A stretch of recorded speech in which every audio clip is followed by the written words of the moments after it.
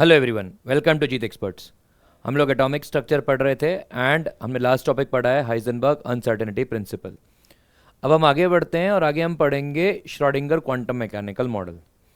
देखिए, अब Heisenberg uncertainty principle और डी ब्रॉगली वेवलेंथ से क्या हुआ, इनसे दो चीज़ें रियलाइज़ हुई कि भाई पहली चीज़ कि जो भी कोई पार्टिकल है वो पार्टिकल भी है और वेव भी है, ये डी ब्रॉगली ने बोल दिया। और हाइजेनबर्ग ने ये बोला कि कोई भी चीज़ है जो मूव कर रही है, आप उसकी एग्जैक्ट लोकेशन और उसका मोमेंटम पता नहीं कर सकते। ये दो बातें थी, जो दो बातें पिछले कंसेप्ट्स के अंदर डिस्कस हुई।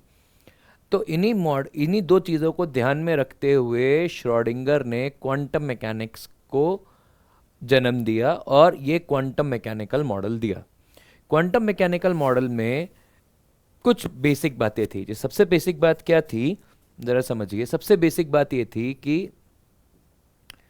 कि energy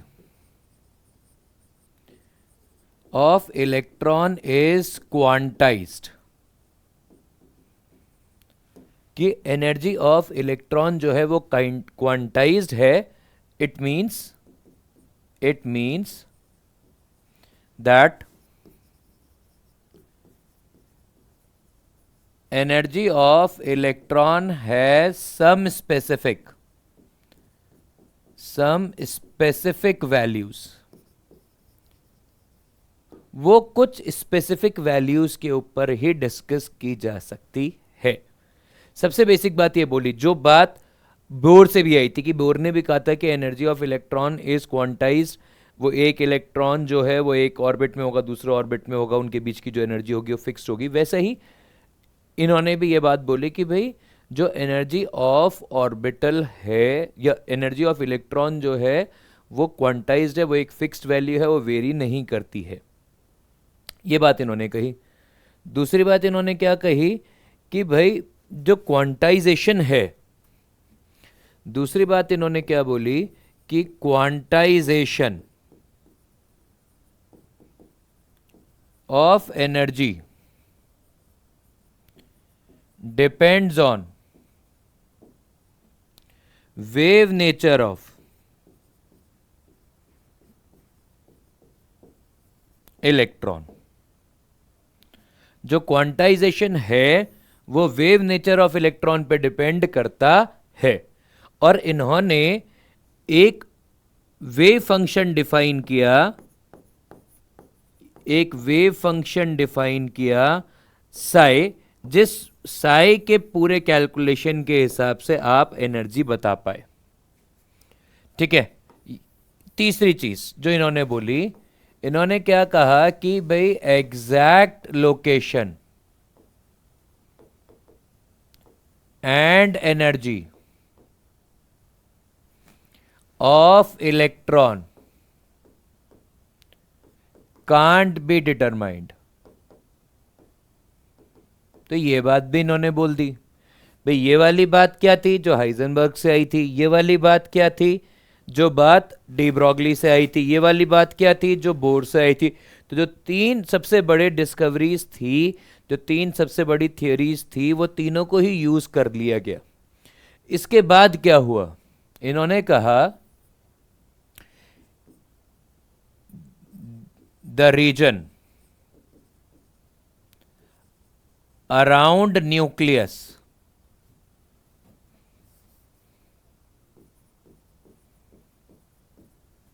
can have electron। The region around nucleus that can have electron, या that can have electron rather, that can have electron is called orbital। The probability of finding an electron is maximum in this region।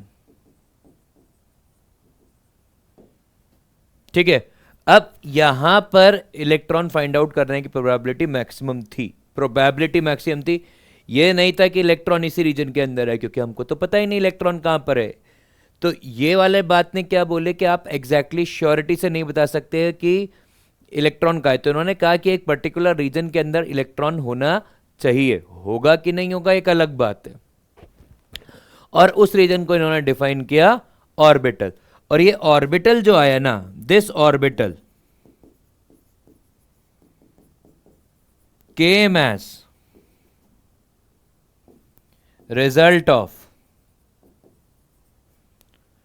Schrödinger, SCHRODIN, Schrödinger wave equation. तो ये जो orbital आया ये Schrodinger wave equation के result के through आया। और वो इक्वेशन क्या बोलती है? वो बोलती है कि del square psi must be equal to Hamiltonian psi. तो बेसिकली ऑपरेटर के अंदर है। यदि हम इसको एग्जैक्ट रिलेशन लिखना चाहें तो इसका एग्जैक्ट रिलेशन आता है del square psi by del x square plus del square psi by del y square plus del square psi by del z square minus 8 pi square m by h square E minus V must be equal to 0। ये बात उन्होंने बोल दी, ठीक है। Where Sai क्या है? ये साई है वेव फंक्शन ऑफ ऑर्बिटल। ये क्या है? ये वेव फंक्शन ऑफ ऑर्बिटल है, ठीक है। और ई क्या है? ये टोटल एनर्जी है ऑफ इलेक्ट्रॉन है। और V क्या है? ये पोटेंशियल एनर्जी ऑफ इलेक्ट्रॉन है। और इस इक्वेशन के रिजल्ट से आपको पता लगा कि ऑर्बिटल क्या होता है। ऑर्बिटल मतलब वो वाला रीजन जहां पे इलेक्ट्रॉन मिलने की प्रोबेबिलिटी मैक्सिमम है। अब इन्होंने क्या किया, एक ऑर्बिटल को डिफाइन करने के लिए क्वांटम नंबर दिए। क्या किया? एक ऑर्बिटल को डिफाइन करने के लिए क्वांटम नंबर दिए। तो the orbital in an atom is defined by quantum numbers।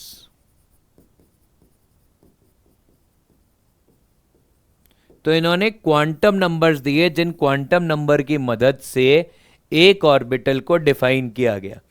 तो ऑर्बिटल आया कैसे? ऑर्बिटल आया श्रोडिंगर वेव इक्वेशन के रिजल्ट से। ये श्रोडिंगर वेव इक्वेशन है। और उस ऑर्बिटल को डिफाइन करने के लिए इन्होंने क्वांटम नंबर दिए। और टोटल कितने क्वांटम नंबर आए जरा देख लेते हैं। टोटल कितने क्वांटम नंबर आए? क्या आया? क्वांटम नंबर हमारे पास आया 4। सबसे पहला क्वांटम नंबर है प्रिंसिपल क्वांटम नंबर। सबसे पहला क्वांटम नंबर है प्रिंसिपल क्वांटम नंबर। दूसरा क्वांटम नंबर है हमारे पास अज़ीमुथल क्वांटम नंबर। और इसी अज़ीमुथल क्वांटम नंबर को ही हम लोगों ने एंगुलर क्वांटम नंबर बोला है। क्या बोला इसको हमने? इसको हमने एंगुलर क्वांटम नंबर बोला है। तीसरा नंबर पर आया मैग्नेटिक क्वांटम नंबर।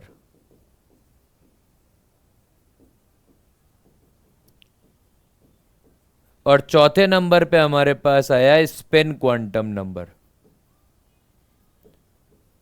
और ये जो 4 क्वांटम नंबर हैं, इन चारों क्वांटम नंबर के थ्रू हम किसी इलेक्ट्रॉन की लोकेशन को स्पेसिफाई करने की कोशिश कर सकते हैं।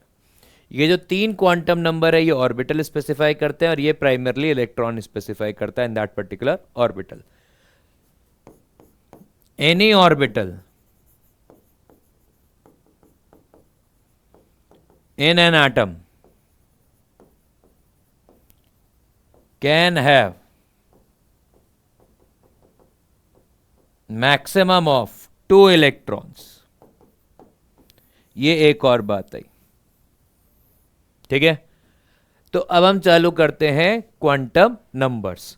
देखिए क्वांटम नंबर में सबसे पहला क्वांटम नंबर अपने को क्या पढ़ना है? सबसे पहले क्वांटम नंबर अपने को पढ़ना है प्रिंसिपल क्वांटम नंबर। क्या पढ़ना है? Principal quantum number. और इसी चीज को इन्होंने क्या बोला? Shell number. और इसके लिए जो नोटेशन दिया गया वो नोटेशन दिया गया एन। क्या नोटेशन दिया गया? एन। जो बोर्स एटॉमिक मॉडल के अंदर एन था, जो ऑर्बिट नंबर था, वही चीज श्रोडिंगर क्वांटम मैकेनिकल मॉडल के अंदर शेल नंबर बन गई। और इसकी पॉसिबल वैल्यूज क्या आ गई भाई? यदि हम इसकी पॉसिबल वैल्यूज की बात करें तो इसकी पॉसिबल वैल्यूज क्या गई? इसकी पॉसिबल वैल्यूज गई 1 से इंफिनिटी तक इन क्वांटाइज्ड मैनर। मतलब वैल्यूज की क्या क्या आई? इसकी वैल्यूज आई 1 2 3 4 5 6 7 से लेकर इंफिनिटी तक। और अब जो नोटेशन था ना, वो नोटेशन वैल्यूज को भी दिया गया, नोटेशन फॉर वैल्यूज। जो नोटेशन था वो वैल्यूज को भी दिया गया। और वो नोटेशन क्या आया? यदि n इक्वल टू 1 है तो जो नोटेशन आएगा वो नोटेशन क्या आ जाएगा? के शेल। यदि n इक्वल टू 2 है तो l, n इक्वल टू 3 है तो के एल एम, यदि n इक्वल टू 4 है तो n, यदि 5 है तो K L M N O P, ऐसे। तो ये इस तरीके से नोटेशन आया और ये नोटेशन हमेशा कैपिटल्स के अंदर लिखा जाता है। अब ये शेल नंबर क्या इंडिकेट करता है? देखिए, it indicates distance of electron from nucleus. Nucleus से इलेक्ट्रॉन कितनी दूर है, इस डिस्टेंस को इंडिकेट करता है। और क्या इंडिकेट करता है? It indicates energy of electron in an atom. एक एटम में इलेक्ट्रॉन की कितनी एनर्जी होगी, ये बात भी प्रिंसिपल क्वांटम नंबर ही इंडिकेट करता है। और क्या होगा? देखिए, डिस्टेंस हो गया, एनर्जी हो गया। इट ऑल्सो इंडिकेट्स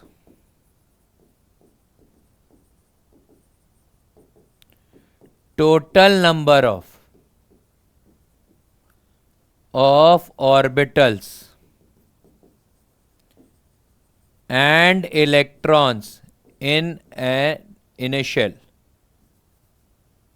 एक शेल के अंदर कितने इलेक्ट्रॉन्स होंगे या कितने ऑर्बिटल है, ये बात भी इंडिकेट करता है। भाई नंबर ऑफ ऑर्बिटल्स कितने हो जाएंगे? नंबर ऑफ ऑर्बिटल्स वो होते हैं हमेशा n स्क्वायर के बराबर। And number of electrons in a shell, ये किसके बराबर होते हैं? ये बराबर होते हैं 2n स्क्वायर के। मतलब यदि मेरे पास फर्स्ट शेल है तो टोटल एक ऑर्बिटल होगा और टोटल 2 इलेक्ट्रॉन फर्स्ट शेल के अंदर रह सकते हैं। कैसे भाई? n का वैल्यू 1 आ गया, यदि n का वैल्यू 1 आ गया तो n स्क्वायर भी 1 आएगा और टोटल नंबर ऑफ इलेक्ट्रॉन्स कितने होंगे? 2n स्क्वायर होंगे, तो 2 इंटू 1 स्क्वायर इज 2। यदि सेकेंड शेल होगा तो टोटल ऑर्बिटल्स आएंगे 4 और इलेक्ट्रॉन आ सकते हैं 8। थर्ड शेल होगा तो ये हो जाएगा 9, 3 स्क्वायर, और ये हो जाएगा 18 एंड सो ऑन। वैसे ही यदि सिक्स्थ शेल होगा तो कितना हो जाएगा? टोटल 36 ऑर्बिटल और 72 इलेक्ट्रॉन्स हो जाएंगे। तो ये वाली बातें प्रिंसिपल क्वांटम नंबर से आती हैं और ये सबसे बड़ी वैल्यू होती है। इसके ऊपर बाकी सब वैल्यू डिपेंड कर सकती है, ये किसी और चीज के ऊपर डिपेंड नहीं करता है। क्लियर है? प्रिंसिपल क्वांटम नंबर समझा है आपको? अब हम बात करते हैं इसके बाद, वो होता है अज़ीमुथल क्वांटम नंबर। किसके बारे में बात करते हैं हम लोग? अज़ीमुथल क्वांटम नंबर के बारे में बात करते हैं। अज़ीमुथल क्वांटम नंबर जो होता है, ये अज़ीमुथल क्वांटम नंबर होता है, इसको ये रिप्रेजेंट करता है कि एक ऑर्बिटल की शेप कैसी है, ठीक है। और ये एक्चुअली क्या होता है, ये एक्चुअली कहा जाता है सबशेल। देखिए, it is subshell of electron, it is subshell of electron, पहली चीज। दूसरा, it represents shape of orbital in an atom। तीसरी बात, तो देखिए सबशेल है, शेप ऑफ ऑर्बिटल रिप्रेजेंट कर रहा है, और क्या बात होगी, इसका नोटेशन सिंबल क्या है,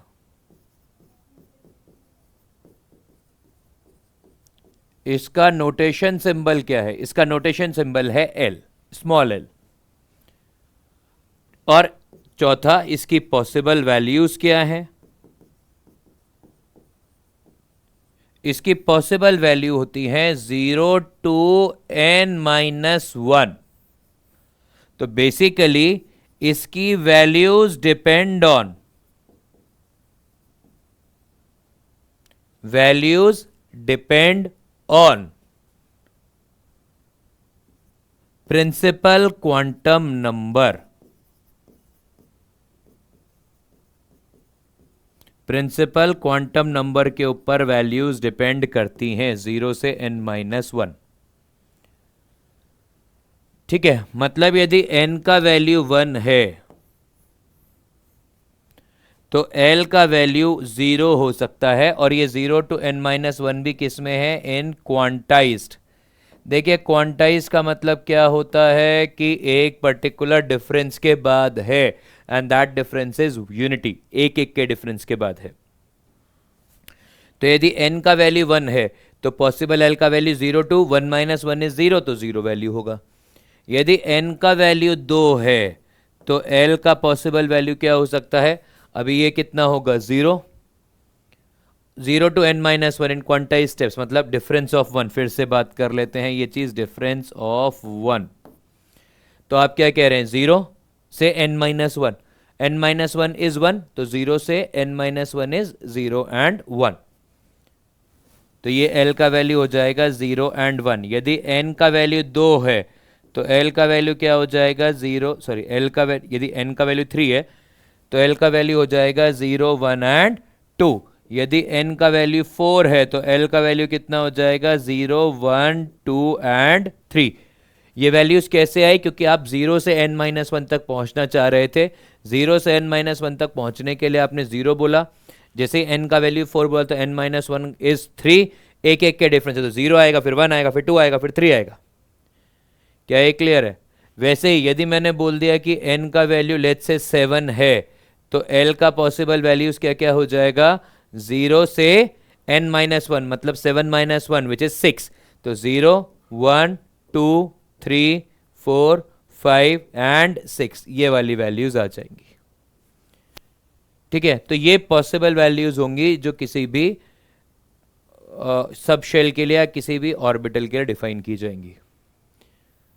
आगे, अब यदि हमारे पास जो ऑर्बिटल हैं, जो सब शेल हैं, उन सब शेल के भी नोटेशन होते हैं, तो हम क्या समझते हैं, नोटेशन ऑफ सब शेल्स।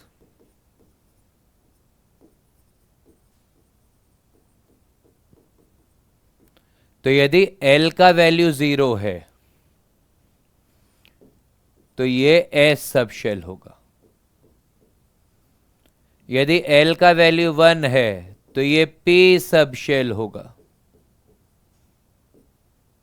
यदि l का वैल्यू 2 है तो ये d सब शेल होगा। l का वैल्यू 3 है तो ये f सब शेल होगा। यदि l का वैल्यू 4 है तो sp-d-f-g सब शेल होगा। ठीक है, अब जैसे से आगे बढ़ते जाएंगे वैसे वैसे नाम लिख सकते हैं। बेसिकली अभी तक ये 4 प्रॉपरली डिफाइंड है, इसके बारे में बहुत बातचीत नहीं की जाती क्योंकि अभी किसी एलिमेंट के अंदर हमको इसकी ज़रूरत ही नहीं पड़ी है। जिस दिन इसकी ज़रूरत पड़ जाएगी तो ये भी प्रॉपरली डिफाइन हो जाएगा। ठीक है। और यदि आपने एल का वैल्यू बढ़ाना चालू किया तो ऐसे 5 रखा, 6 रखा, 7 रखा, 8 रखा, तो ये S P D F G, यहाँ पे एच, यहाँ पे आई, ये जे, ये के एंड सो ऑन बढ़ता चला जाएगा। और जो भी कोई नोटेशन होगा ये स्मॉल लेटर्स के अंदर होता है। हमने यहाँ पे थोड़ा सा कैपिटल सा फील दे दिया है बट ये स्मॉल नोटेशन ही होता है। समझ में आ गया? तो ये होता है हमारे पास अज़ीमुथल क्वांटम नंबर। अब अज़ीमुथल क्वांटम नंबर के बाद में हमारे पास ये तो आ गया। अब हर एक स्पेसिफिक सबशेल की एक शेप होती है। देखिए, यदि हम लोग शेप की बात करें तो हमारे पास शेप ऑफ सबशेल भी डिस्कस हो सकती है। तो हम क्या करते हैं ना, एल का वैल्यू, उसका नोटेशन, उसका शेप और उसका नोटेशन रेफरेंस, कि वही नोटेशन क्यों रखा गया। तो यदि L का वैल्यू 0 है तो हमने इसको एस सबशेल बोला है, ये स्फेरिकल होता है। और ये वर्ड आता है शार्प से। यदि L का वैल्यू 1 है तो ये आता है P, और ये डंबल शेप होता है। और ये आता है प्रिंसिपल से। यदि L का वैल्यू 2 है तो ये होता है SPD, और ये आता है डबल डंबल। और ये वर्ड आता है डिफ्यूज्ड से। और यदि L का वैल्यू 3 है तो ये होता है F, और इसका शेप होता है कॉम्प्लेक्स, और ये वर्ड आता है फंडामेंटल से।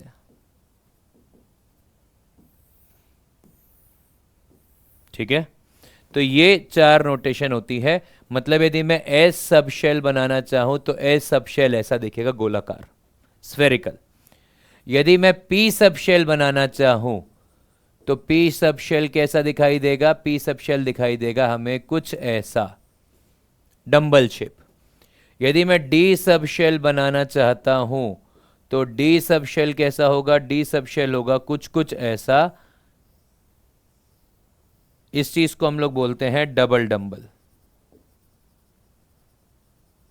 और यदि मैं एफ सबशेल के बारे में बात करना चाहूं तो इसकी शेप के बारे में हम लोग कमेंट नहीं करते हैं, that is beyond the scope of our syllabus. और उसकी शेप को हम लोग कॉम्प्लेक्स बोल देते हैं। समझ में आ गया? अब एक तो हो गया ये। इसके अलावा भी एल किसी चीज में हेल्प करता है क्या? हां, it can also give number of orbitals in a subshell।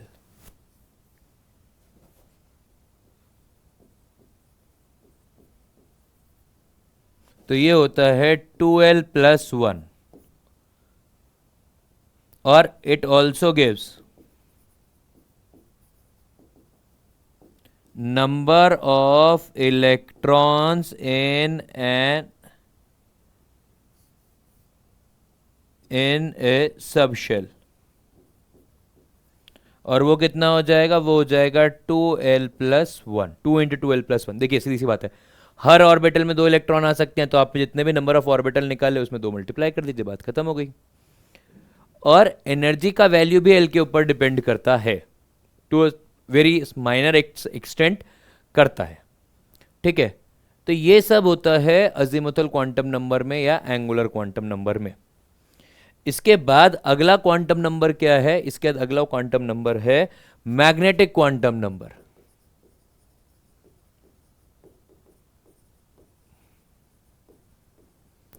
और ये मैग्नेटिक क्वांटम नंबर जो होता है, ये मैग्नेटिक क्वांटम नंबर ही ऑर्बिटल को स्पेसिफाई करता है। ये ऑर्बिटल है,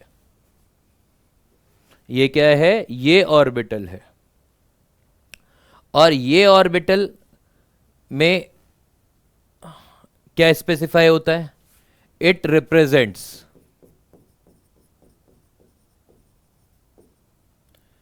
orientation of orbital in 3D space, जो 3D स्पेस के अंदर ओरिएंटेशन ऑफ ऑर्बिटल होगा, ये वो रिप्रेजेंट करता है। इसके लिए नोटेशन सिंबल क्या होता है? इसका नोटेशन सिंबल होता है m, और इसकी पॉसिबल वैल्यूज क्या होती हैं? ये होती है -L to 0 to +L in integral steps या quantized steps.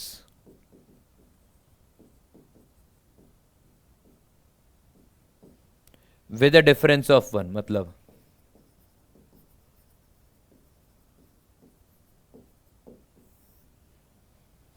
With a difference of 1, मतलब यदि मैंने कहा मेरे पास L का वैल्यू 0 है तो M का वैल्यू कितना आ जाएगा? 0, क्योंकि -0 to 0 to +0। अरे भाई, -0 हो, 0 हो या +0 हो, बात तो एक ही है, 0 की बात ही हो रही है।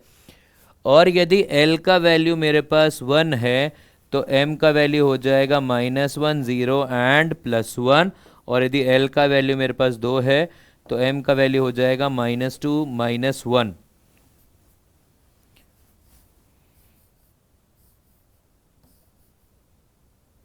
-2 -1 0 +1 एंड +2।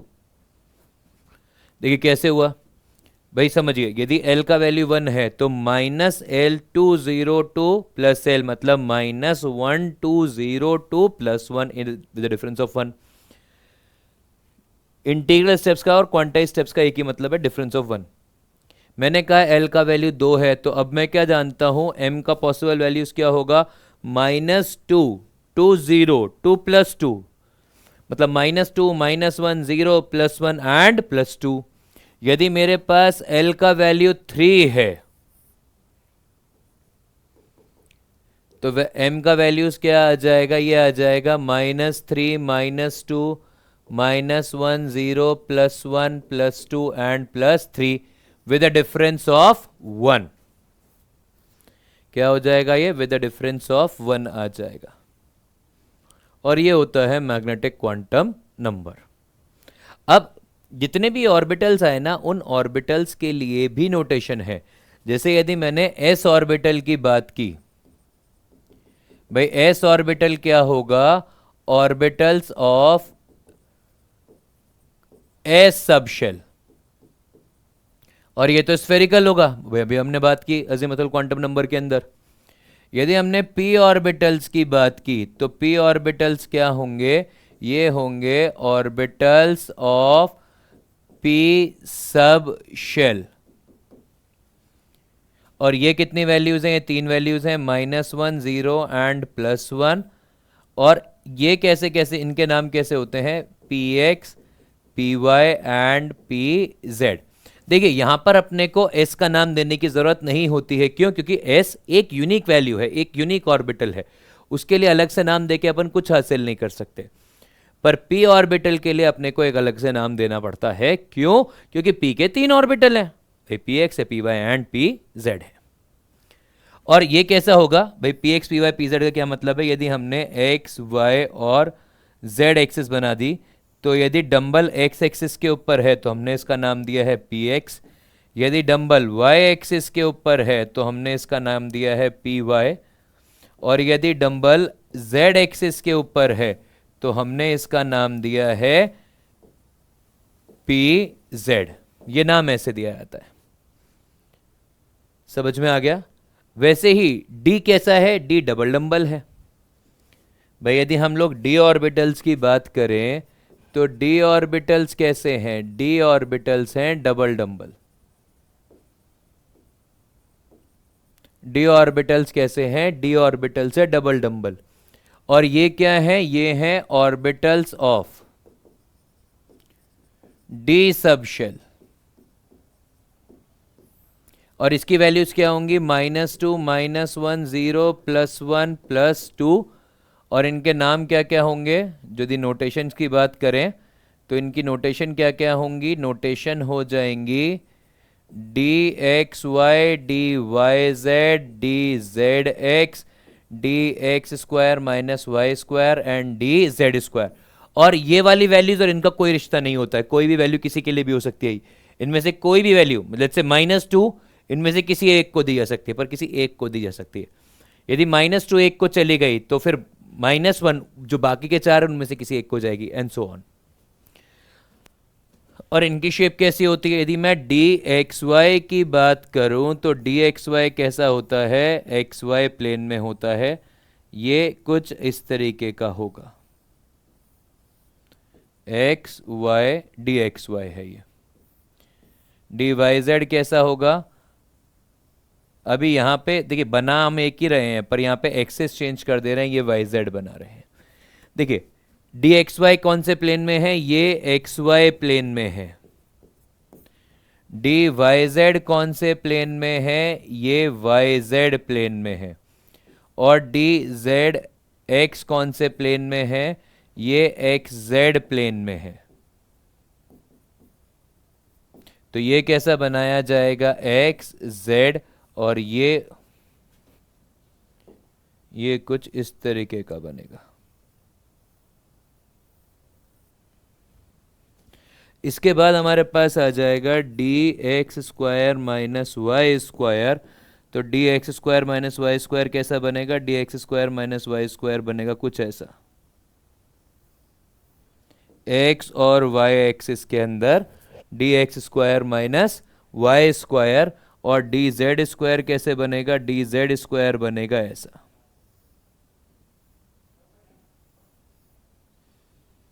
डी जेड स्क्वायर, ये डबल डंबल नहीं होता, बाकी सब डबल डंबल है, पर D Z square double dumbbell नहीं होता है। इसका जो शेप है वो बेबी सुदर टाइप होता है। बेबी सुदर मतलब जो बच्चे को वो ठूसते हैं ना चुप कराने के लिए, वो इन्हीं को डबल डंबल को ही हम लोग clover shape, clover leaf shape भी बोलते हैं। तो ये बोल लें चाहे ये बोल लें, बात डबल डंबल बोल लें, बात एक है। तो 5 सबशेल हैं डी के। और वैसे ही यदि हम लोग एफ की बात करें, एफ ऑर्बिटल्स की बात करें, तो एफ ऑर्बिटल्स कैसे हो जाएंगे, ये हो जाएंगे ऑर्बिटल्स ऑफ एफ सबशेल। और इसकी कितने पॉसिबल वैल्यूज होंगी, इसके कितने पॉसिबल ऑर्बिटल्स बनेंगे, इसके ऑर्बिटल्स बनेंगे 7। कैसे, -3 -2 -1 0 +1 +2 एंड +3। और इनके शेप एंड नोटेशन को हमको नहीं पढ़ना होता है, नॉट इन सिलेबस।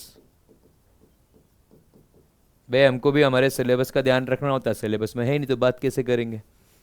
तो ये होता है। तो अभी हमारे पास टोटल 3 क्वांटम नंबर हो गए। सबसे पहले पढ़ा हमने प्रिंसिपल क्वांटम नंबर, दूसरा हमने पढ़ा अजीमुथल क्वांटम नंबर, तीसरा हमने पढ़ा मैग्नेटिक क्वांटम नंबर। जो प्रिंसिपल क्वांटम नंबर था वो शेल था, अजीमुथल क्वांटम नंबर क्या था, सब शेल था, और मैग्नेटिक क्वांटम नंबर क्या है, मैग्नेटिक क्वांटम नंबर हमारा ऑर्बिटल है। ठीक है, अब हम हर ऑर्बिटल के लिए, यदि हम ऑर्बिटल्स किसी भी सब शेल के बताना चाहें, orbitals of a specific, orbitals of a specific subshell यदि बताना चाहें, तो वो हम बॉक्सेस की तरह भी दिखा सकते हैं कि लेट्स से ये nx हो गया, कि किसी एक स्पेसिफिक शेल का ऑर्बिटल है ये। ठीक है,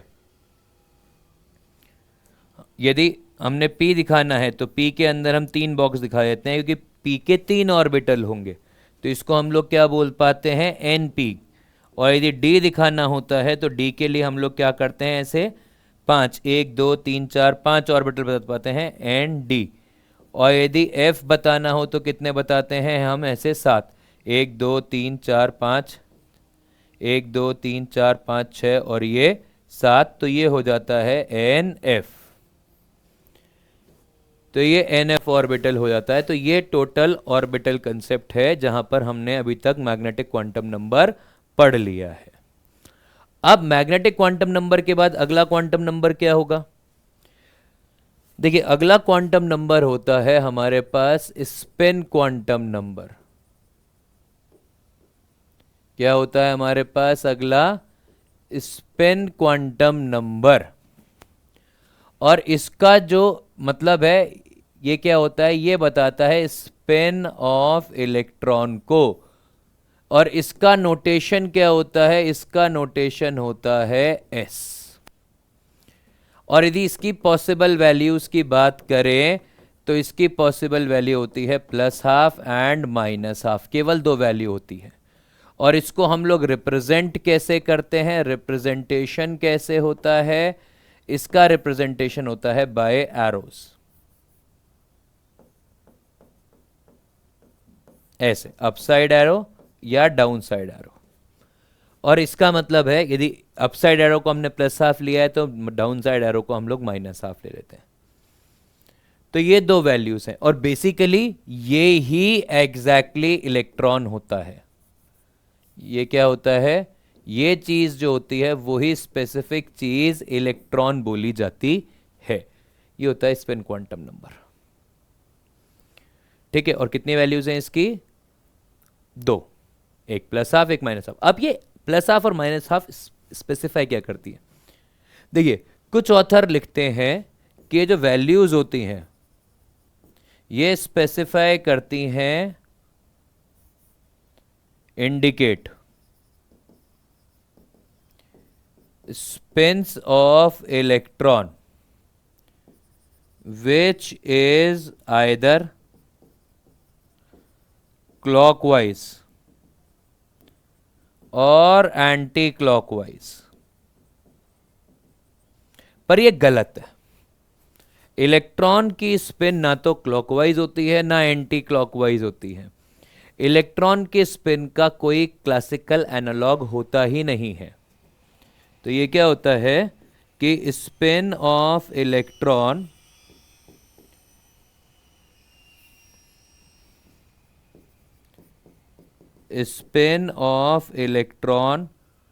do not have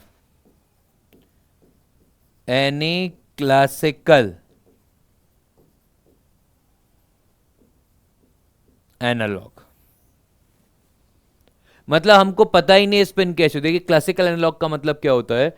classical analogue का मतलब होता है कि हम किसी के रेफरेंस के अंदर बात करते हैं। जैसे हमने बोला कोई हम चीज जानते हैं जो पॉपुलर है, उसके फ्रेम में बात किया। जैसे हमने बोला स्काई ब्लू। स्काई ब्लू का मतलब क्या हो गया? एक ऐसा ब्लू जो स्काई के रंग का है। ठीक है। सी ग्रीन, एक ऐसा ग्रीन जो सी में जैसा ग्रीन दिखता है वैसा ग्रीन है। कैनरी येलो, तो जो कैनरी ग्रास या कैनरी बर्ड होती है उसमें जो येलो होता है दैट इज कैनरी येलो। तो हमने कोई एक स्पेसिफिक चीज डिफाइन की और उसके बेसिस के ऊपर हमने कोई चीज डिफाइन कर दी। जैसे हम लोग बोलते हैं कि किसी चीज के लिए कि भाई कूल एज कुकुम्बर, मतलब एक क्रिकेट में बहुत यूज किया जाता है। तो वो कूल एज कुकुम्बर का मतलब कुकुम्बर जो होता है, खीरा जो होता है, वो काफी कूल माना जाता है, वो ठंडा रहता है। इसीलिए यदि कोई चीज ठंडी रहती है तो उसको हम लोग कूल वैसा रिप्रेजेंट कर देते हैं। तो वो होता है एनालॉग। तो ये कहते हैं कि स्पिन ऑफ इलेक्ट्रॉन के लिए कोई ऐसा क्लासिकल एनालॉग है ही नहीं। ठीक है। पर हम लोग क्योंकि आम लोग होते हैं, हम लोगों को कोई रेफरेंस चाहिए होता है समझने के लिए, तो हम उसको बोलते हैं क्लॉकवाइज और एंटी क्लॉकवाइज, हम ऐसा बोल देते हैं। और ये होता है स्पिन क्वांटम नंबर। तो बेसिकली अभी हमने 4 क्वांटम नंबर पढ़ लिए। एक पढ़ा n, एक पढ़ा l, एक पढ़ा m, एक पढ़ा s। n जो था वो था शेल, l जो था वो था सब शेल, m जो था वो था ऑर्बिटल, और s जो था ये था स्पिन ऑफ इलेक्ट्रॉन या खुद इलेक्ट्रॉन। ठीक है। और इनकी जो वैल्यूज होती हैं वो एक दूसरे के ऊपर डिपेंड करती हैं। n की वैल्यू डिफाइन होती है, इस n की वैल्यू के बेसिस पर l डिफाइन होता है, इस l के बेसिस के ऊपर m डिफाइन होता है। और फिर स्पिन की तो दो ही वैल्यू है, इसकी जो वैल्यूज हैं वो वैल्यूज फिक्स्ड हैं। ये होते हैं चार क्वांटम नंबर। अब हम क्या करते हैं, किसी एक स्पेसिफिक शेल के लिए सारे चारों क्वांटम नंबर डिफाइन कर करके देखते हैं, और फिर हम इसके ऊपर बेस्ड एक सबसे बेसिक सब क्वेश्चन करेंगे। ठीक है, तो हम क्या कह रहे हैं कि यदि मान लेते हैं n का वैल्यू 1 है तो l का पॉसिबल वैल्यू 0 होगा, और यदि l का पॉसिबल वैल्यू 0 होगा तो m का पॉसिबल वैल्यू भी 0 होगा, और s का पॉसिबल वैल्यू या तो प्लस हाफ होगा या तो माइनस हाफ होगा। और इस तरीके से आपने पूरा फर्स्ट शेल जो भी कुछ था चारों क्वांटम नंबर के फ्रेम में डिफाइन कर दिया है। और इसमें कितने इलेक्ट्रॉन हैं? दो, तो एक इलेक्ट्रॉन है ये, एक इलेक्ट्रॉन है ये। हमने कहा हमारे पास n का वैल्यू है 2, तो l का पॉसिबल वैल्यू कितना हो जाएगा? l का पॉसिबल वैल्यू हो जाएगा 0 एंड 1, तो m का पॉसिबल वैल्यू कितना हो जाएगा? यहां पर m का वैल्यू हो जाएगा 0, और यहां पे m का वैल्यू हो जाएगा -1, 0 एंड +1। और उसके हिसाब से यदि मैं स्पिन डिफाइन करने लगूंगा तो इधर स्पिन का वैल्यू होगा +½ एंड -½ एंड सिमिलरली इनमें भी जो वैल्यू होगा वो होगा +½ -½ +½ -½ और +½ एंड -½ तो ये 6 वैल्यूज जो होंगी, 2, 2 और 2, ये होंगी p l = 1 के लिए, मतलब p सब शेल के लिए, और ये जो दो वैल्यूज होंगी ये दो वैल्यू होंगी s सब शेल या s ऑर्बिटल के लिए। तो आपने सेकंड शेल के लिए क्या क्या principal quantum number, azimuthal quantum number, magnetic quantum number या स्पिन क्वांटम नंबर है वो डिफाइन कर दिया है। वैसे ही यदि मैंने n = 3 किया, क्या किया हमने? n = 3 किया, तो l के पॉसिबल वैल्यू क्या हो सकते हैं? 0, 1 एंड 2 हो सकते हैं। तो इनके लिए स्पेसिफिक यदि वैल्यूज निकालना चाहें m का, तो ये 0, ये -1, 0 और +1, और इधर -2, -1, 0, +1 एंड +2, ये वैल्यूज बनेंगे। और यदि स्पिन का वैल्यू निकालेंगे तो +½ एंड -½ एंड सिमिलरली हर किसी के लिए दो वैल्यूज, वही +½ -½ दो वैल्यूज, एंड सिमिलरली इन पांचों के लिए भी हर किसी के लिए 2, 2, 2, 2 और 2 वैल्यूज, मतलब +½ चलेगा। तो ये टोटल कितनी वैल्यूज हो गई? 10, ये कितनी वैल्यूज हो गई? 6, और ये कितनी वैल्यूज हो गई? 2। तो टोटल इलेक्ट्रॉन्स कितने हो जाएंगे? 18। 10 इलेक्ट्रॉन जो है वो d सब शेल में है, 6 इलेक्ट्रॉन जो है वो p सब शेल में है, और 2 इलेक्ट्रॉन जो है वो s सब शेल के अंदर है। तो आई होप आपको ये पूरा का पूरा 3 शेल्स के लिए समझ में आया कि 3 शेल्स के लिए हम लोग कोई भी चीज को कैसे डिफाइन कर सकते हैं। Are we clear? अब इसके ऊपर बेस्ड एक बहुत ही पॉपुलर क्वेश्चन है, वो जरा करके देख लेते हैं। Find out correct set of all 4 quantum numbers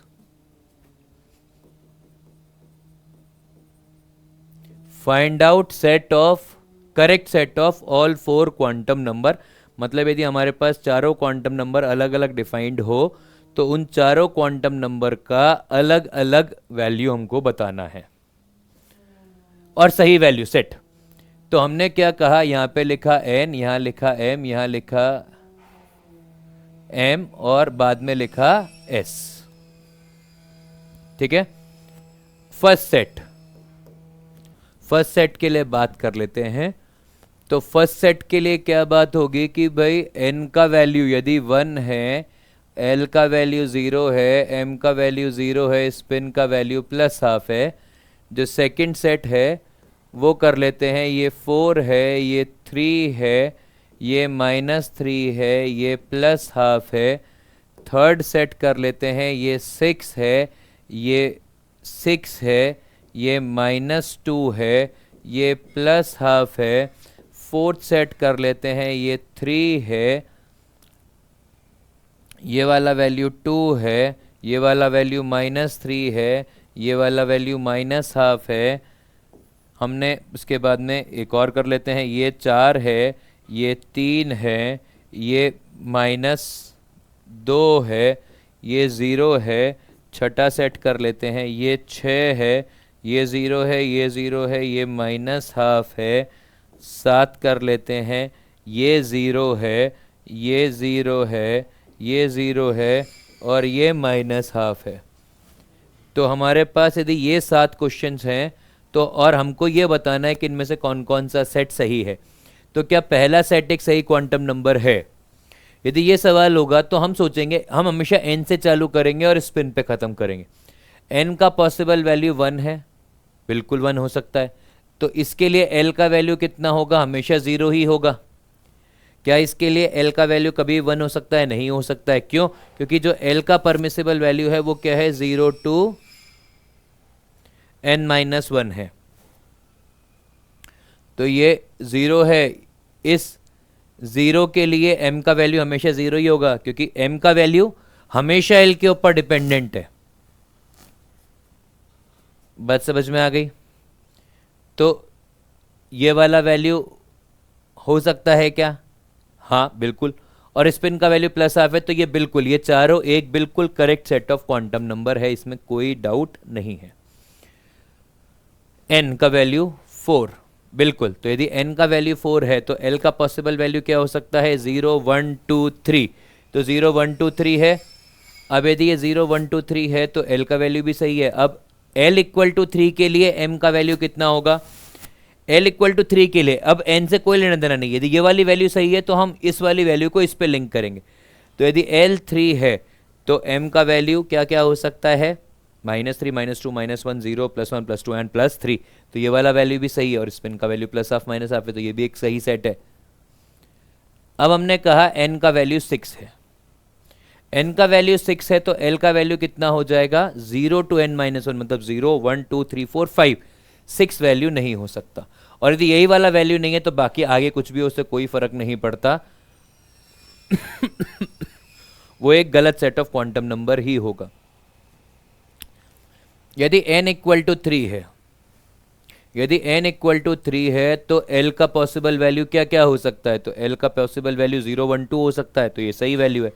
पर अब m का वैल्यू -3 है, हो सकता है क्या? नहीं। क्यों नहीं सकता? क्योंकि यदि l का वैल्यू 2 है तो m का पॉसिबल वैल्यू -2 -1 0 +1 +2 हो सकता है, तो ये वाला वैल्यू नहीं हो सकता है, मतलब ये ऑप्शन गलत है। अब बात करते फिफ्थ ऑप्शन की। फिफ्थ के अंदर n = 4 है। यदि n = 4 है तो l का पॉसिबल वैल्यू क्या हो सकता है? l का पॉसिबल वैल्यू हो सकता है 0 1 2 3, तो ये तो सही है। स्पिन का वैल्यू, सॉरी, m का वैल्यू कितना हो सकता है? ये m का वैल्यू इसके ऊपर डिपेंड कर रहा है, तो बिल्कुल यदि 3 है l तो m का वैल्यू -3 -2 -1 0 +1 +2 +3 कुछ भी हो सकता है, तो ये वाला वैल्यू सही है। पर स्पिन का वैल्यू 0, ये कहाँ से हुआ भाई? ये वाला वैल्यू हो ही नहीं सकता है, तो ये भी गड़बड़ है। हमने कहा छठा क्वेश्चन देखते हैं। देखिए अब n का वैल्यू कितना दे रखा है? 6। तो l का पॉसिबल वैल्यू कितना होगा? 0 to 6 -1 यानी कि 5, मतलब 0 1 2 3 4 5 कुछ भी हो सकता है, तो बिल्कुल ये वाला वैल्यू सही है। अब इसके लिए m का वैल्यू 0, ये भी सही है। क्यों? क्योंकि ये 0, इसके लिए यदि l = 0 है तो m का वैल्यू तो हमेशा 0 ही हो सकता है, और वैल्यू स्पिन का भी सही है। अब सातवां जो चॉइस है इसके अंदर n का वैल्यू 0 है। क्या n का वैल्यू 0 हो सकता है? क्या नहीं हो सकता है। क्यों नहीं हो सकता है? क्योंकि n का परमिसिबल वैल्यू 1 से लेकर इंफिनिटी तक है। समझ में आ गया है? Are we clear? तो ये होते हैं correct set of quantum numbers. ये पूरे क्वांटम नंबर हैं, हमने सारे ऑर्बिटल डिफाइन कर दिए हैं, चाहे वो 1s हो, चाहे 2p हो, या फिर कोई सा भी हो। और हम इससे ये भी निकाल सकते हैं किसी एक पर्टिकुलर शेल के अंदर कितने इलेक्ट्रॉन्स होंगे, इनका डिस्टेंस क्या होगा, एनर्जी क्या होगा, ये सब हम इसके ऊपर निकाल सकते हैं। ठीक है। अब नेक्स्ट क्लास के अंदर हम इसके आगे देखेंगे, जहां पर हम लोग सीखेंगे कि किसी भी ऑर्बिटल का जो ग्राफ होता है वो कैसा होता है, नोड्स क्या होते हैं, रेडियल नोड्स क्या होते हैं, एंगुलर नोड्स क्या होते हैं, डायग्राम जो सरफेस डायग्राम्स है वो कैसे बनते हैं, प्रोबेबिलिटी क्या होती है, प्रोबेबिलिटी डेंसिटी क्या होती है, ये सब हम लोग पढ़ेंगे नेक्स्ट क्लास के अंदर। तब तक के लिए प्लीज़ इस टॉपिक को रिवाइज करिए, बहुत ही ज़्यादा इंपॉर्टेंट टॉपिक है, बहुत क्वेश्चंस देगा आपको। और इसके नोट्स का जो लिंक है वो आपको डिस्क्रिप्शन में मिल जाएगा। वी एक्सपेक्ट कि आप ये सब कुछ खत्म कर लेंगे। Thank you and bye bye.